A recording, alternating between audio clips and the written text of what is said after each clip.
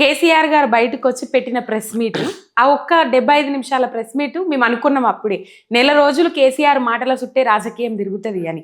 ఇప్పుడు అదే నడుస్తా ఉన్నదన్న. పాలమూరు రంగారెడ్డి గురించి ప్రత్యేకంగా మాట్లాడిండ్రు కేసీఆర్. ఈ 6 గ్యారెంటీల ముచ్చట, కాంగ్రెస్ పాలన అది పక్కకు పెడితే ఇప్పుడు దాని చుట్టే అంతా నడుస్తా ఉన్నది. కేసీఆర్ చెప్పిన తర్వాత పాలమూరు రంగారెడ్డికి మరణ శాసనం రాసిందే బీఆర్ఎస్ పార్టీ అంటాడు రేవంత్ రెడ్డి. మరణ శాసనము ఈ మనం ఒక్కసారి వెనక్కి వెళ్దాం. ఫస్ట్ మరణ శాసనం రాసింది కాంగ్రెస్ పార్టీ.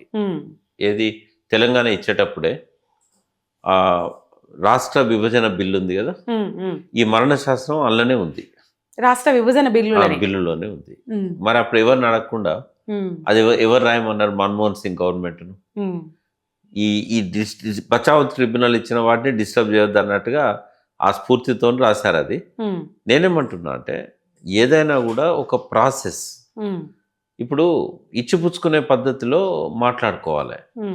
ఇప్పుడు కొత్త ట్రిబ్యునల్ వచ్చేదాకా అప్పుడు అనుకున్నది ఏది రాసుకున్నా కూడా ఇంటర్నల్ అండర్స్టాండింగే. ఇప్పుడు బచావ్ ట్రిబ్యునల్ ఇచ్చిన ఆర్డర్ ఉంది, అది 2000 దాకా దాన్ని డిస్టర్బ్ చేయొద్దని అనుకున్నారు. 2000 సంవత్సరం తర్వాత దీన్ని పునః సమీక్షించవచ్చు అన్నారు. ఎవరు సమీక్షించాలి అంటే ఇంకో ట్రిబ్యునల్ రావాలి. ఇంకో ట్రిబ్యునల్ వచ్చింది. ఆ ట్రిబ్యునల్ ఏం చెంది ఎవరు?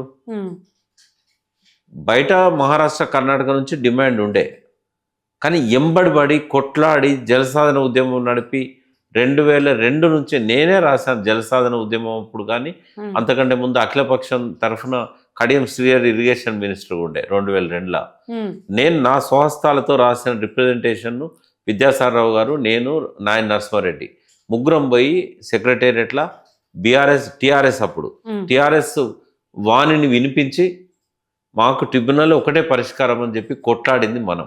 2004లో బ్రజేష్ కుమార్ ట్రిబ్యునల్ వచ్చింది. వచ్చిన తర్వాత ప్రతిసారి బ్రజేష్ కుమార్ ట్రిబ్యునల్ దగ్గర వాదనలు వినిపించేటప్పుడు తెలంగాణకి ఏం కావాలనేది, ఎందుకంటే మనకు అవకాశం లేదు టిఆర్ఎస్ పార్టీగా.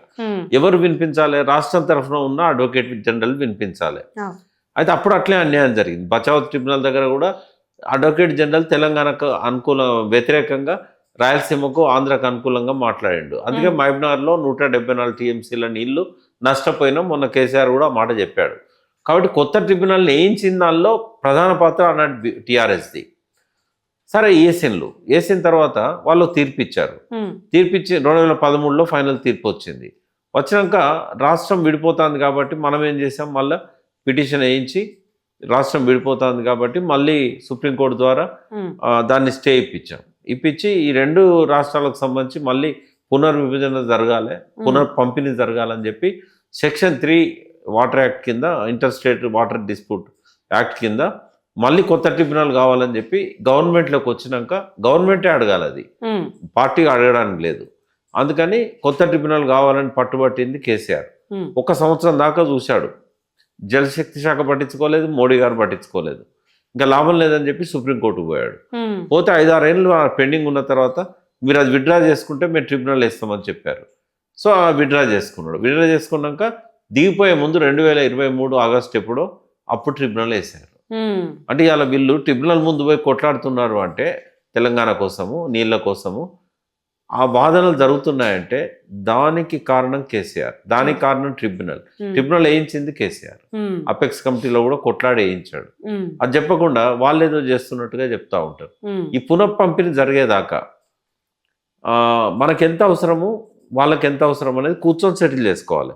దానికి ఏదైతే ఉన్నదో ఆ కూర్చొని సెటిల్ చేసుకునే దానికి ఎటువంటి చట్టబద్ధత ఉండదు. నాకెంత కావాలో నీకెంత కావాలని అనుకోవడం తప్పితే, ఇంటర్నల్ అండర్స్టాండింగ్ తప్పితే ట్రిబ్యునల్ మళ్ళీ పంపిణీ చేసేదాకా చట్టబద్ధత ఉండదు. అయితే మరణ శాసనం 299 తీసుకొని రాసిండు అంటే ఫస్ట్ అట్లే తీసుకోవాలని రాసింది విభజన చట్టం, అది రాసింది కాంగ్రెస్ పార్టీ. సెకండ్, ఆయన సంతకం పెట్టింది 1 సంవత్సరానికి, 2వ సంవత్సరానికి కాదు, 3వ సంవత్సరానికి కాదు. తర్వాత ఏమైంది? తాత్కాలికం. అయితే ప్రతిసారి కృష్ణా రివర్ మేనేజ్మెంట్ బోర్డులు, గోదావరి రివర్ మేనేజ్మెంట్ బోర్డుల దగ్గర చర్చ వస్తుంది, ప్రతి సంవత్సరం వస్తుంది. అయితే వాస్తవంగా తెలంగాణలో ఎన్ని నీళ్లను కృష్ణా బేసిన్లోకి వెళ్ళి వాడుకునే అవకాశం ఉంది? అంటే కల్వకుర్తి, నెట్టెంపాడు, భీమా, కోయిల్ సాగర్ కింద ఓ 7-8 లక్షల ఎకరాలు సాగులోకి వచ్చేదాకా మనకు అవకాశమే లేకుండే, వాడుకోవడానికి అవకాశం లేకుండే. ఎందుకంటే గతంలో ఆ ప్రభుత్వాలు డెవలప్ చేయలేదు కృష్ణా కింద ప్రాజెక్టులను, ఆయకట్టును. ఈవెన్ పాలమూరు రంగారెడ్డి వచ్చిన తర్వాతనే మనకు కనీసం ఒక 350-400 టీఎంసీలు వాడుకోవడానికి వెసులుబాటు వస్తుంది. ఇప్పటికిప్పుడు కూడా వాళ్ళు ఒక 400 టీఎంసీలు మనకి ఇచ్చారనుకోండి, ఇప్పటికిప్పుడు వాడుకోవడానికి అవకాశమే లేదు. వాళ్ళే బయట పెట్టారు కదా 299 ఎన్నడూ మనం వాడుకోలేదని. అంటే ఆ ఏర్పాటు చేసుకోవాలి, కాలువలు తవ్వుకోవాలి. ఇప్పుడు నేను హరీశ్రావు చెప్పాడు, ఓ చిన్న కాలువ తవ్వి ఉంటే ఇంకో 50 టీఎంసీలు మనం రిజర్వాయర్లో చేసుకునేటోళ్ళమని. వాటి మీద దృష్టి పెట్టాలి. వాటి మీద పెట్టకుండా మరణ శాసనం అంటే ఇప్పటిదాకా కూడా నీకు దిక్కులేదు కదా వాడుకోవడానికి. రెండవది, పోయిన సంవత్సరం నువ్వు సంతకం పెట్టలేదు 2023లో. పెట్టినప్పుడు ఏమైంది? ఎవరెంత వాడుకోవాలనేది డిసైడ్ లేదు. మరి మళ్ళీ 2024లో సంతకం ఎందుకు పెట్టాం? టీఆర్ఎస్ వదిలేసింది, బీఆర్ఎస్ గవర్నమెంట్ నేను పెట్టను అన్నది. దాని మీద ఎంతో గొడవ జరిగింది, వాకౌట్ చేసిండ్రు. అసెంబ్లీలో వాకౌట్ చేసినట్టే రజత్ కుమార్ సెక్రటరీ ఉన్నప్పుడు, నేను చైర్మన్ ఉన్నప్పుడు వాకౌట్ చేసిండ్రు. కేఆర్ఎం మీటింగ్లకు వెళ్ళి మేము అట్లా ఒప్పుకోం సంతకాలు పెట్టమని. మరి నువ్వెందుకు పెట్టావు? 24-25 సంతకం పెట్టిండు కదా, 25-26 కూడా పెడుతున్నాడు కదా, ఎందుకు పెట్టిండు? 25-26 కూడా పెట్టిండు. మరి అప్పుడు వదిలేసింది కదా టీఆర్ఎస్. ఈ మరణ శాసనం అని తప్పులు చెప్తున్నాడు.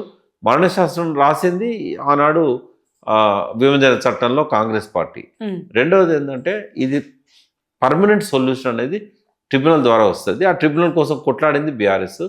ఇప్పుడు ఇంకా వాదనలు వినిపించడంలో వీళ్ళకి అవగాహన లేక ఆంధ్రకు ఊడిగం చేసే ఉద్దేశంతో మనకు శాశ్వతంగా బ్రజేష్ కుమార్ దగ్గర అన్యాయం చేయడానికి సిద్ధపడుతున్నారు. దాన్ని ఎదుర్కోవాల్సిన అవసరం ప్రజలకు, ప్రతిపక్షాలకు ఉంది.